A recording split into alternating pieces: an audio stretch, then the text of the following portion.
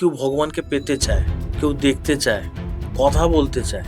হিন্দু ধর্ম মুসলিমদের এই কোরআন সর্বস্ব, বা খ্রিস্টানদের বাইবেল সর্বস্ব, বৌদ্ধদের ত্রিপিটক সর্বস্ব, এরকম কিচ্ছু না।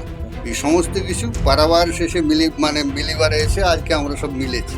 থাকে কি কালী পুজো মানে রাত্রেবেলা হয়, কিন্তু এই পুজো দিনের বেলায় আমি লক্ষ্য করেছি বা দেখেছি। তো এটা কিছু দেখুন, তন্ত্রে বেড়াল বাঁধার মতো, দশমীতে বিড়াল বাঁধতে হয়। অম্বুবাচী মেলা হয়, 4 দিনের জন্য মন্দির বন্ধ থাকে। শুনেছি ওখানে যে নদী রয়েছে সেটাও নাকি লাল রঙের হয়ে যায়। হ্যাঁ, বেদের দশম মণ্ডলে ইন্দ্র সূক্তে আছে, আমাকে ষাঁড় বলি করে এনে দাও, 16টা ষাঁড়। আচ্ছা, ওখানে আপনার এরকমও শুনেছি যে আগে আগে মানুষ যেত, ওদেরকে ছাগল বানিয়ে দিত। এখন সেটা হয় কিনা আমিও বলতে পারবো না। হ্যাঁ। তবে এখনো দেখবেন আমার মনের ভেতরে হচ্ছে, তখন এই যদি ওই মেয়েটাকে পেতাম, ভোগ করতাম, কাম জেগে যাচ্ছে শরীরে, ক্রোধ, অনাবশ্যক ক্রোধ হয়ে যাচ্ছে।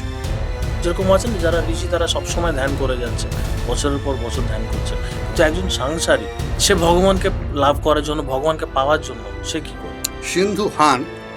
সিন্ধু স্থান করতে করতে সেটা হয়ে গেল হিন্দুস্থান। এবং ওই ওই কামাখ্যা মন্দির থেকে একটু যদি আমি ভিতর দিকে যাই, 70 কিলোমিটার দূরে, ওখানে মায়াং বলে একটা জায়গা বলে একটা জায়গা আছে, যেখানে নাকি তন্ত্রপীঠ বলা হয়। বলা। তো সত্যি কি ওরকম তন্ত্র কিছু রয়েছে?